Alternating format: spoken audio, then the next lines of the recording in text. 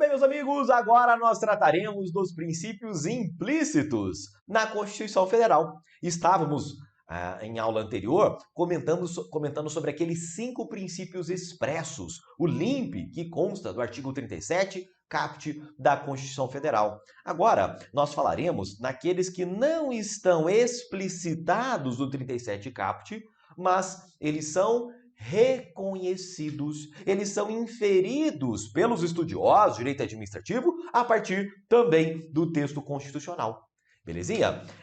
Nós falaremos aqui, amigos, em uma série de princípios, tá? Os princípios implícitos, eles são muito mais numerosos do que aqueles 5 expressos, tá? Nós falaremos aqui nestes todos que estão aqui na tela, né, e uma série de outros, porque nós vamos ver que estes princípios, tá? Muito embora estejam apenas implícitos na Constituição Federal, eles possuem a mesma importância, eles possuem a mesma relevância jurídica, tá? Então não dá para a gente dizer que um princípio expresso ele é mais importante, ele vai prevalecer sobre um dos princípios implícitos. Nós vamos comentar aqui hoje, nesta aula, situações em que, por exemplo, o princípio da segurança jurídica, né, o último aqui dessa lista, ele vai prevalecer sobre um princípio expresso que é o da legalidade. Tá legal? Então percebam, apesar desta categorização em expressos e implícitos, eles possuem a mesma importância jurídica, o mesmo peso, tá? Nas situações concretas. Beleza? Nós falaremos aqui, amigos, nos princípios da supremacia do interesse público. Falaremos no princípio da indisponibilidade do interesse público, nos princípios que muitas vezes andam de mãos dadas, né? Que são os da razoabilidade e da proporcionalidade. Falaremos do princípio da continuidade dos serviços públicos, no princípio da motivação, né? Tem caído bastante em provas, o princípio da especialidade, que tem tudo a ver com o princípio da tutela. A tutela, por outro lado, apesar de ter um nome parecido, não se confunde com a autotutela. Nós falaremos nos princípios do contraditório e ampla defesa, de que maneira eles são aplicados aqui dentro do direito administrativo, dentro de um processo administrativo. Falaremos também do princípio da presunção da legalidade, legitimidade e veracidade, que é tão importante no estudo dos atos administrativos. Falaremos também, meus amigos, do princípio da segurança jurídica, tá legal? Que precisa ser conhecido e estudado juntamente com o seu viés subjetivo, que é o princípio da confiança. Tá legal? E nós falaremos também, né, sobre uma série de outros princípios, falaremos sobre princípios que são menos frequentes em provas, mas que, quando aparece, é importante que a gente esteja parecido, que a gente esteja realmente esclarecido, né? Como, por exemplo, o princípio da sindicabilidade, o princípio da subsidiariedade, o princípio da precaução, tá? Então a gente vai realmente dar uma aprofundada aqui nessa lista de princípios implícitos na Constituição Federal. Antes de mais nada, amigos, eu quero lembrar que estes 2 princípios aqui, ó, dessa lista, os princípios da supremacia do interesse público e da indisponibilidade do interesse público, eles constituem realmente a base do regime jurídico administrativo, tá? Eles são chamados, tá? Parte da doutrina chama estes 2 princípios de supraprincípios. Tá legal? Supraprincípios, né? Por quê? Porque a partir deles é que serão derivados todos os demais princípios aqui estudados. Legal? É como se fosse assim, ó, pessoal. Chamaram uma tela em branco, tá?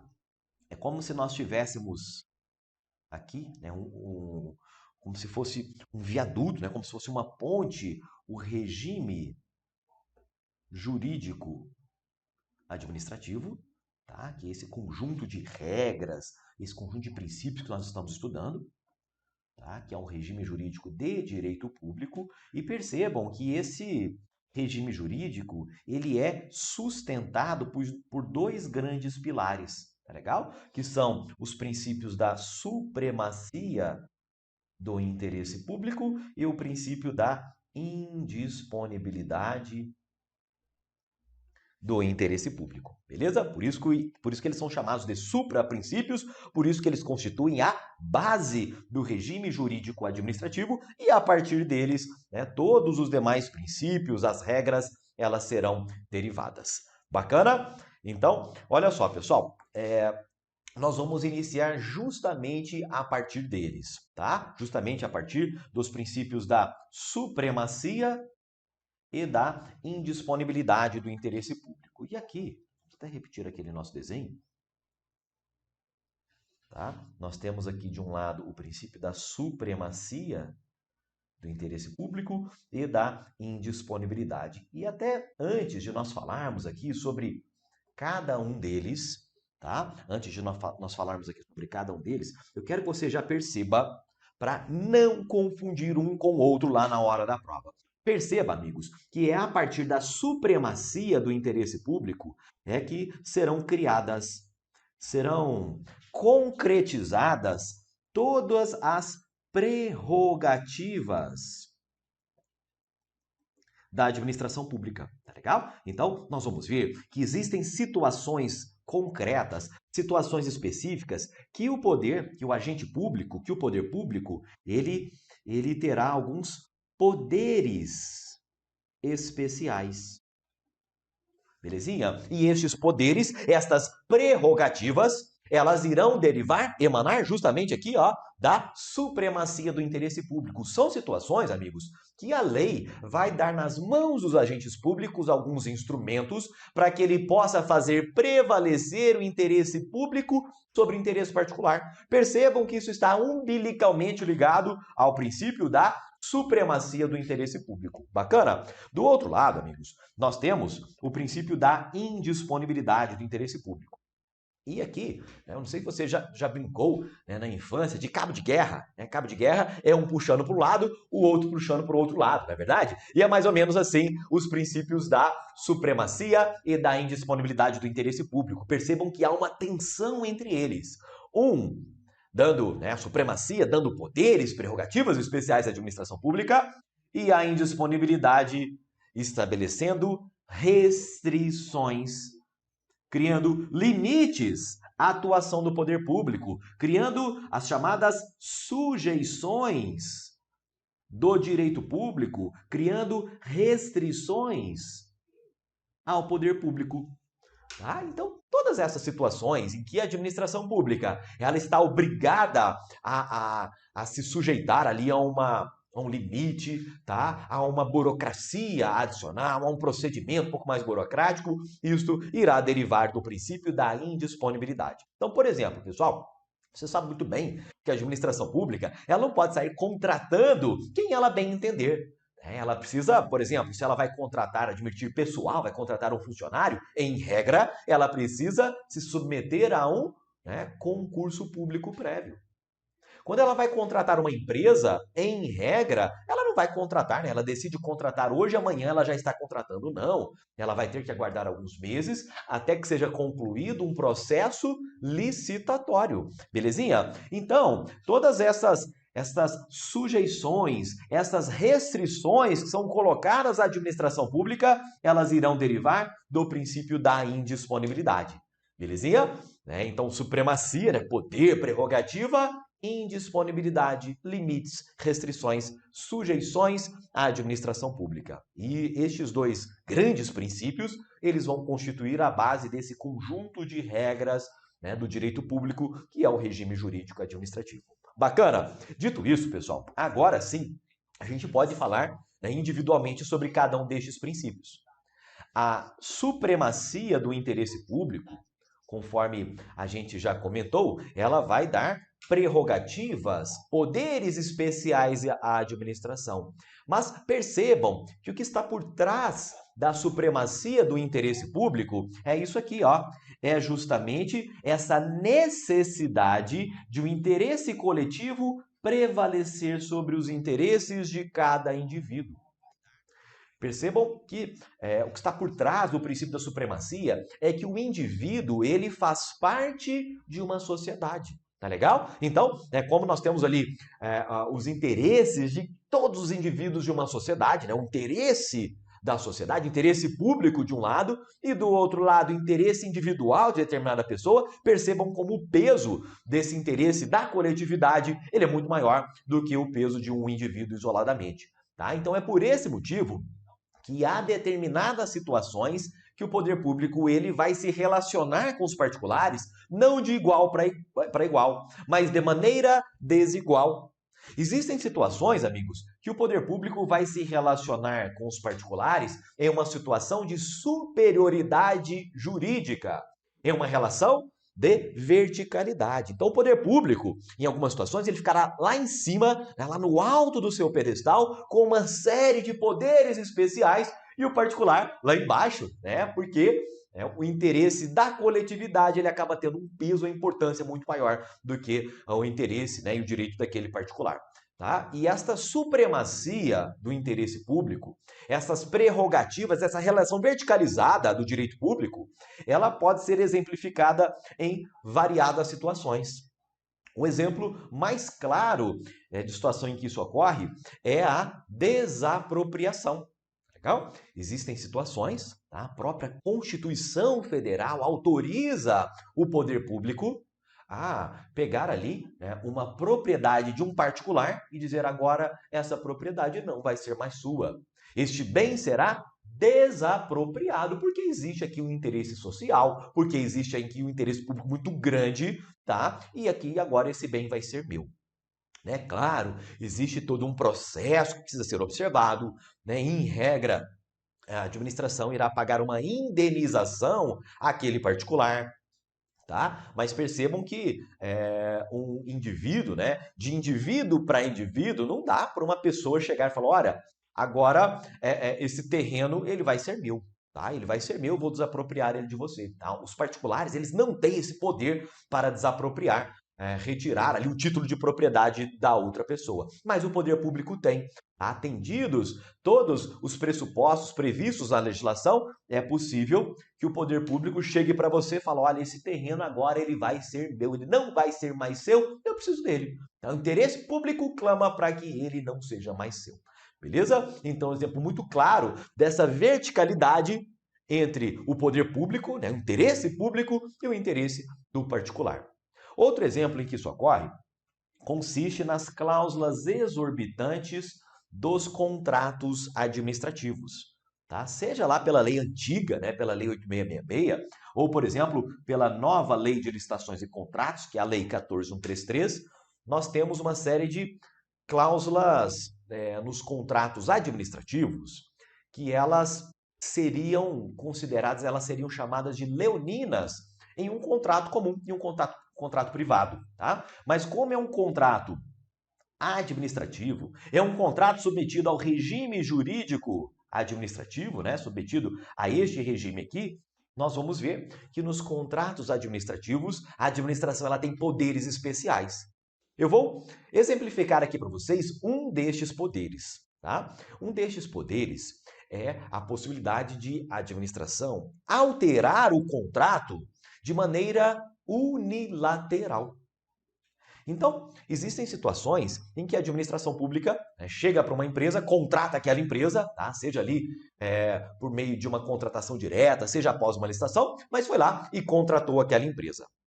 E muito bem, aí a administração contrata aquela empresa para fornecer, por exemplo, 100 garrafinhas, para 1.000 garrafinhas para os servidores tomarem água lá dentro da repartição, né, não gastarem copos, não agredir o meio ambiente e por aí vai. Então, contratou aquela empresa para fornecer 1.000 garrafinhas.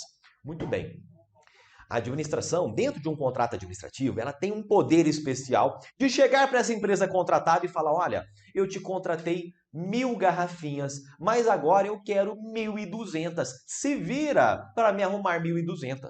Por quê? Porque a administração ela pode alterar unilateralmente o contrato. E o contratado ele estará obrigado a acatar aquela alteração. Fosse um contrato entre dois particulares, essa alteração ela seria abusiva. Tá? Uma alteração ela dependeria da concordância da outra parte. Mas dentro de um contrato administrativo, essa alteração pode ser colocada goela abaixo, ela pode ser imposta Por força de quem? Do princípio da supremacia do interesse público. Belezinha? Percebam que nesse contrato administrativo, a relação não é horizontal, como é entre dois particulares. É uma relação verticalizada. A administração tem muito mais poderes, muito mais prerrogativas do que aquele pobre coitado do particular que foi contratado. Bacana? E para a gente fechar aqui, nós temos ainda o exercício do poder de polícia, tá? Aqui, amigos, eu não estou falando da polícia civil, né? Não estou falando ali dessa polícia judiciária que a gente vê na rua, né? As viaturas, né? Todos ali uniformizados. Eu estou falando da polícia administrativa, tá? São situações em que o poder público, a administração, vai utilizar o seu poder de império para criar restrições aos particulares. Tá legal? Então, por exemplo, imagina só, você decide aí, né, abandonar a sua carreira de estudos e decide agora abrir uma pizzaria. Você sabe, está acostumado a fazer pizza, né? Você faz pizzas ali para sua família, a família adora e você vai investir ali nessa carreira de pizzaiolo. Muito bem. Então, para que você possa abrir a sua pizzaria, seu comércio de alimentos, o poder público vai exigir que você obtenha uma licença, um alvará de funcionamento da pizzaria. Belezinha? A obrigatoriedade, né, a exigência deste alvará, isso também é imposto ao particular em razão desta verticalidade. É fruto dessa superioridade jurídica da administração, é fruto desta supremacia. Tá bem? Agora, olha só, pessoal, um pequeno detalhe que pode cair em provas. Mesmo nessas relações verticalizadas da administração pública, mesmo nessas situações em que há a incidência do princípio da supremacia do interesse público, ainda assim, a administração ela deve respeitar a lei e as garantias individuais. Belezinha? Não dá para achar que se a administração pública ela está ali lá em cima, né, nessa relação verticalizada, ela pode tudo. Não. A legislação vai dar alguns poderes para ela, mas mesmo nessas situações ela precisa respeitar as garantias individuais. Então, por exemplo, dentro de uma desapropriação, né, essa desapropriação ela não corre assim, né, com o estalar dos dedos. Não, ela vai exigir, né, o cálculo de uma indenização devida como regra geral, vai exigir muitas vezes uma lei, né, decretando aquele imóvel como de interesse, né, para fins de desapropriação.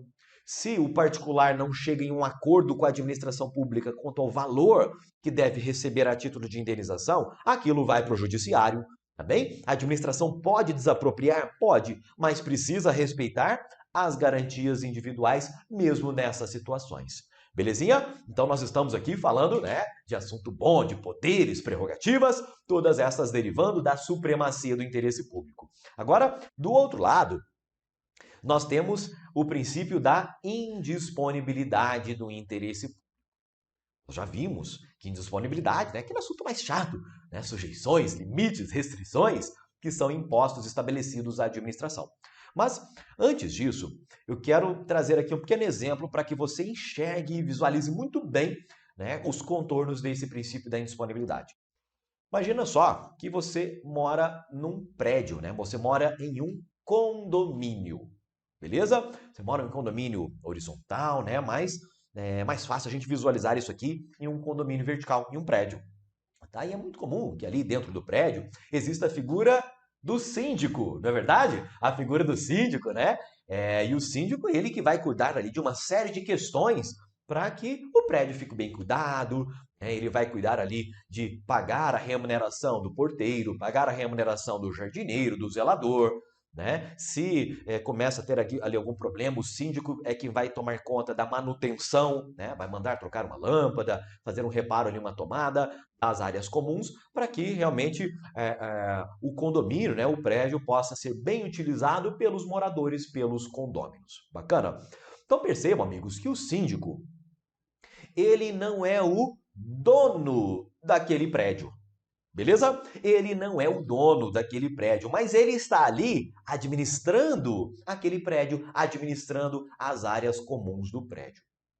E essa analogia com a figura do síndico, ela é muito legal para a gente identificar o papel do agente público, tá? Do agente público, do gestor público perante a administração. Por quê? Porque o síndico, muito embora ele possa tomar uma série de providências quanto às questões lá do prédio, ele não pode dispor, tá? Ele não pode dispor de uma série de assuntos sobre o prédio. Então, olha só, né, o síndico está lá, administrando ali o prédio e tem lá aquelas garagens, né, imagina lá, existem aquelas vagas de garagem dentro do subsolo, né, ou lá garagens que pertencem ali ao condomínio, ao prédio. Tá? O síndico, ele não pode chegar e falar, olha, a partir de agora, estas duas primeiras vagas de garagem, essas melhores vagas, agora elas são minhas, eu que vou parar aqui. Ele não pode fazer assim, tá? O síndico, ele não pode simplesmente chegar e falar, olha, agora no salão de festas aqui do nosso condomínio, eu vou montar aqui um local de estudos, tá? Para os meus filhos, para os meus netos poderem estudarem. Por quê? Ele não pode dispor sobre essas questões. Ele está ali administrando, cuidando do prédio, mas ele não é o dono, ele não pode dispor sobre aquilo. Então percebam que o salão de festas do prédio, as vagas de garagem, elas são indisponíveis ao síndico. Ele não pode dispor sobre elas. Tá? Por quê? Porque existem limites, existem restrições ao que o síndico pode fazer. E é nesse sentido que nós temos o princípio da indisponibilidade do interesse público. Percebam, os agentes públicos, as organizações públicas, elas não podem dispor dos bens públicos e dos interesses públicos de um modo geral.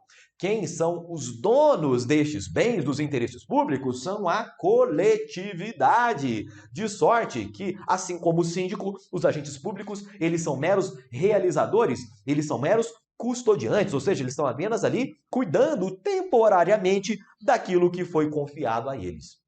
E para que a legislação, né, tenha algumas garantias de que os agentes públicos não vão se apropriar dos bens e dos interesses públicos, são criadas algumas restrições, são criadas algumas limitações. Tá? Então eu quero mencionar aqui para vocês alguns exemplos de limitações, de restrições que decorrem, sim, do princípio da indisponibilidade do interesse público, tá? Um deles é a vedação à renúncia de competências.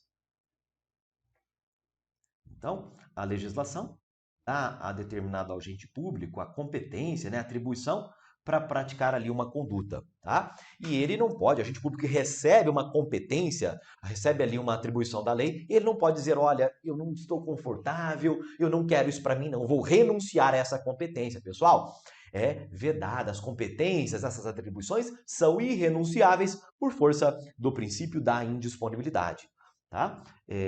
Aqueles exemplos que a gente já até comentou, né? A sujeição ao mandamento geral do concurso público, tá? A sujeição, em regra, para as contratações públicas se submeterem previamente a um procedimento de licitação. Tá? Existem algumas regras para alienação de bens.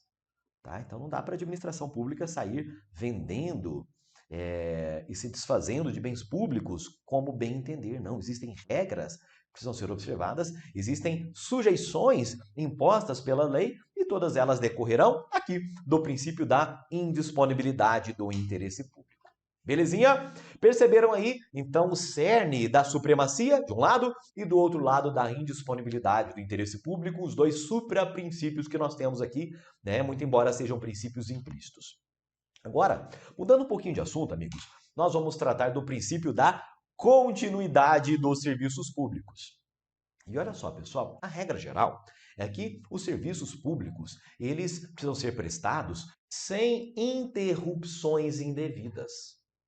Então, é nisso que consistirá o princípio da continuidade dos serviços públicos, né? Eles precisam ser prestados de modo ininterrupto como regra geral. Tá? Então, é até intuitivo aqui pelo nome.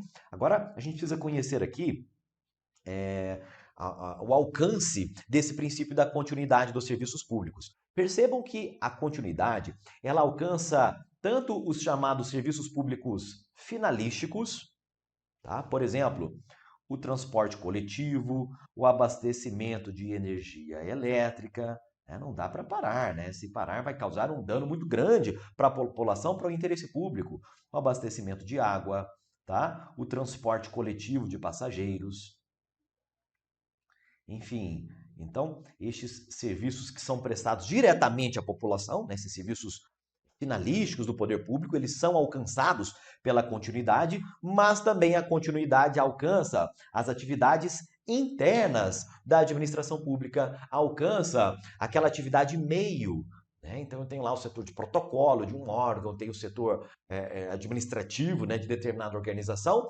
eles também se submetem ao princípio da continuidade dos serviços públicos. De modo mais concreto, a continuidade ela acaba se materializando aqui em variadas situações. O primeiro exemplo de situação que exemplifica a continuidade dos serviços públicos é a dificuldade de realização de greve no serviço público. Tá bem? Olha só, pessoal, vou traçar aqui um paralelo entre a greve no serviço público e a greve na iniciativa privada.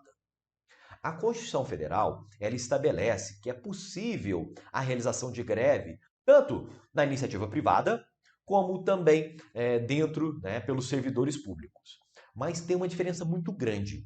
Por quê? Em relação à iniciativa privada, a Constituição, né, diz que é possível a realização de greve, tá? E entende-se que para a iniciativa privada, a norma constitucional que assegura o direito de greve é uma norma constitucional de eficácia plena, tá? Ela não precisa de uma norma regulamentadora para que ela possa já produzir efeitos. Belezinha? Agora, dentro, né, a greve no serviço público vai se sujeitar a alguns requisitos adicionais. Então, muito embora a Constituição permita a greve no serviço público, este direito de greve ao servidor público é uma norma constitucional de eficácia limitada, que somente poderia gerar efeitos, né, somente permitiria a realização de greve se houvesse a regulamentação por meio de lei. Belezinha? Este é o entendimento da doutrina, né, da jurisprudência, de um modo geral, muito embora o Supremo já tenha dado uma interpretação mais concretista a esse direito de greve pelos servidores públicos, tá? Percebam que é diferente a realização de greve na iniciativa privada, ela é mais facilitada do que a realização de greve no serviço público, e esta dificuldade adicional de greve no serviço público decorre justamente do princípio da continuidade. Belezinha? Nós temos um outro efeito aqui também bem importante, que é a dificuldade da oposição da chamada exceção do contrato não cumprido. Olha só, pessoal, o que é isso aí, né, Daud? Que nome diferente é esse? Aqui eu vou de novo traçar um paralelo entre um contrato particular, um contrato ali privado entre dois particulares, e um contrato administrativo, um contrato que é regido pelas regras do direito público. Por quê, pessoal? Imagina só que você vai lá, né, e contrata uma empresa para prestar um serviço para você. Aí você faz tudo ali direitinho, né? Você faz lá, celebra um contrato, né, coloca lá como obrigação da empresa prestar o serviço de pintura da sua residência. E você coloca como obrigação sua pagar para aquela empresa o valor de R$2.000. Bacana? Então, cada uma das partes naquele contrato tem a sua obrigação. A empresa prestar o serviço, você pagar lá os R$2.000. Muito bem. Se a empresa, amigos, se a empresa não presta o serviço, é claro que você não precisa pagar os R$2.000 a ela. Tá? Porque, né, a empresa não cumpriu o contrato. Você vai dizer, olha, eu celebrei o contrato, mas eu vou alegar a exceção do contrato não cumprido. A empresa não cumpriu a parte dela, eu vou descumprir a minha com base nessa exceção do contrato não cumprido. Então, essa dinâmica, essa sistemática, ela vale lá para o contrato privado entre dois particulares. Para o contrato administrativo, amigos, não é bem assim que funciona. Por quê? Em um contrato administrativo, né, nós já vimos aquelas cláusulas exorbitantes do contrato administrativo, né? Aquelas prerrogativas especiais da administração pública, elas também vão se manifestar aqui, né, por ocasião do princípio da continuidade. Por quê? Imagina que uma empresa é contratada pelo poder público, tá? E a empresa contratada, ela vai prestar o serviço. Todos os meses, o poder público, né, faz ali a conta de quanto deve pagar a empresa, vai lá e faz uma transferência bancária para ela. Beleza? Então, normalmente é assim que funciona. A empresa contratada vai trabalhando, né, e depois que trabalha, ela recebe a sua remuneração.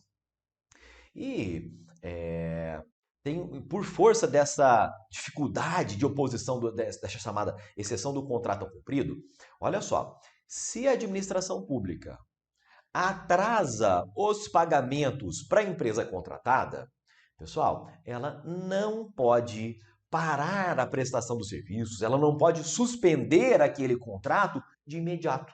É legal? Então, ela prestou um mês de serviços ali, a administração não pagou, a administração caloteira está devendo para aquela empresa. A empresa ela é obrigada a tolerar aquele atraso durante um certo tempo.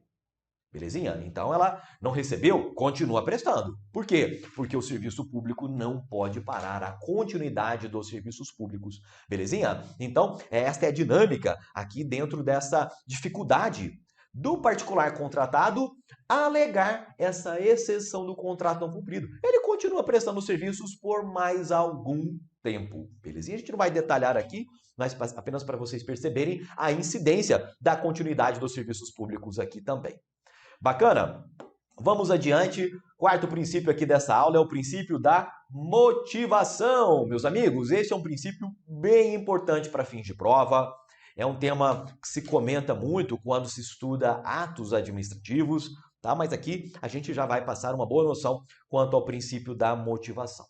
Olha só, pessoal, existem algumas decisões, alguns atos do poder público que ele só pode praticar se ele disser expressamente, se ele disser claramente o porquê de estar praticando aquele ato.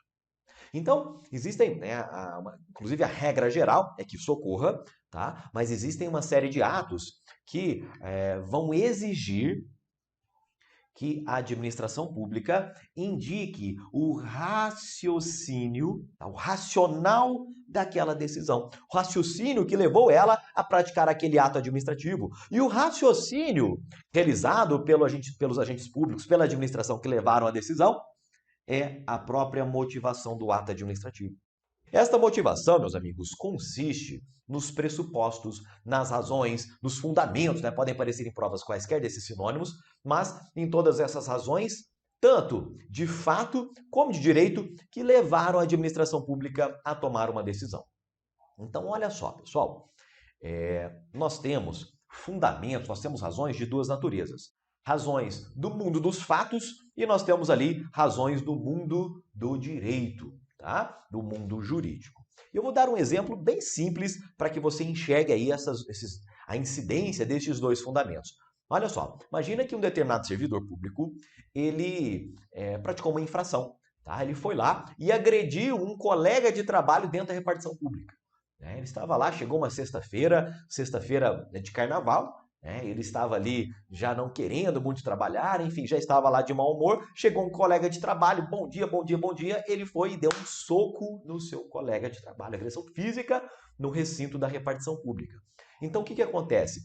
Ele praticou uma conduta grave, tá? Ele praticou uma conduta grave e ele poderá receber uma sanção por essa conduta. Vamos imaginar aqui, por hipótese, que ele vai receber uma demissão por aquela conduta. Tá legal? Então, olha só.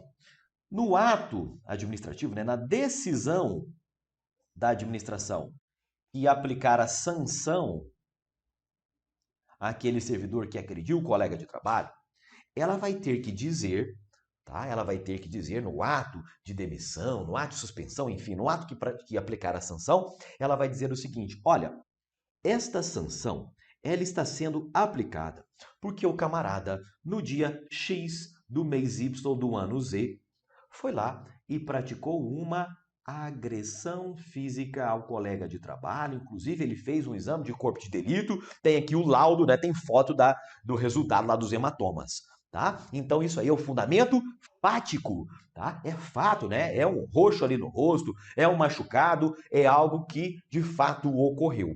Bacana? Mas ela vai dizer também que aquela sanção ela somente pode ser aplicada porque, além daquelas razões de fato, o artigo X da Lei Y, né, estabelecem que, diante de uma agressão no recinto da repartição pública, o servidor vai receber uma sanção. Então, é nisso que consiste a motivação. Ela vai dizer, por exemplo, né, segundo o artigo 132 da Lei 8.112, aplica-se aqui a pena de demissão ao servidor que assim agir. Tá? Fundamentos fáticos, né, agressão física, e fundamento jurídico, artigo X, Lei Y, que autoriza a prática ou determinam a prática daquela decisão. Belezinha? Então é nisto que consiste a motivação de um ato administrativo, tá? Agora, uma dúvida muito importante é se todo ato precisa ser motivado, né? Ou, Daudi, quais são os atos que precisam ser motivados? E quais são os atos que a administração pública pode praticar sem explicitar o raciocínio que a levou àquela decisão? Pessoal, esse é um tema que existe aqui uma certa polêmica, né? Um certo embate entre a doutrina e o que prevê a legislação. Tá bem? Porque, olha só, a doutrina, tá? A doutrina diz que, como regra geral, os atos, de um modo geral, eles precisam ser motivados. Sejam vinculados, sejam discricionários, tanto faz. Tá? Em regra, os atos administrativos precisam ser motivados. A doutrina estabelece para nós uma exceção que ela é bem importante em provas, tá? Que é um ato que pode ser praticado sem esta motivação. Né? Seria uma exceção aqui ao princípio da motivação. E o exemplo que cai bastante em provas é a nomeação e a exoneração para um cargo em comissão. A Constituição nos diz que os cargos em comissão são de livre nomeação e livre exoneração. Então, é por esse motivo que a autoridade, quando ela vai nomear alguém, ela não precisa dizer, olha, eu vou nomear o fulano de tal porque ele tem um currículo muito bom, porque a Constituição Federal permite. Ela, em regra, não precisa trazer essa explicitação da motivação para nomear aquela pessoa para o cargo ou para exonerá-lo do cargo. Belezinha? Então é uma exceção ao princípio da motivação. Anote aí a nomeação e exoneração para cargos em comissão. Além deste preceito geral da doutrina, né, de que a regra geral são os atos serem motivados, é preciso que a gente conheça, né, no âmbito federal, nós temos o artigo 50 da Lei 9784, tá? Que vai trazer para nós uma lista de atos cuja motivação é obrigatória. Tá? Ele vai dizer lá, por exemplo, que a convalidação, a anulação, a revogação de um ato administrativo exige motivação. E todo ato que afete interesse do particular precisa também ser motivado. Tá? Então tem uma lista expressa, né, que explicita estas hipóteses. Tá bem? Agora, para a gente fechar aqui o princípio da motivação e fecharmos este bloco, eu quero trazer uma última observação. Daí é uma última observação bem importante. Olha só, pessoal, existem duas espécies de motivações e ambas são aceitas pela legislação, pela jurisprudência, pela doutrina, tá? Eu vou até chamar uma tela em branco, dada a importância desse assunto. É possível que eu tenha a motivação expressa e é possível que eu tenha também a chamada motivação por referência. Legal? Motivação por referência. Opa, não ficou legal não? Que é chamada também de motivação aliunde. Desde logo, eu lembro que ambas são admitidas pela legislação, ambas são admitidas pela jurisprudência, tá? E a diferença, pessoal, é muito mais simples do que parece. Na motivação expressa, eu tenho ali o ato administrativo, tá? E no corpo do ato administrativo, lá no papel, a administração pública ela vai gastar a munheca, ela vai gastar a caneta e vai dizer, olha, motivação. Né? Ela vai dizer, olha, este ato está sendo praticado porque no dia tal o servidor praticou aquela conduta de agressão do colega de trabalho, e nesse sentido o artigo tal da lei autoriza, enfim, e ela vai trazer ali uma motivação, todo o detalhamento, ela vai indicar as razões de fato de direito, tá? De modo analítico ali, que levaram ela a praticar aquele ato de demissão. É nisso que consiste essa motivação expressa no corpo do ato administrativo. Mas existem situações, amigos, que nós temos um processo ou um procedimento administrativo, né, que vai consistir ali numa sequência de atos administrativos.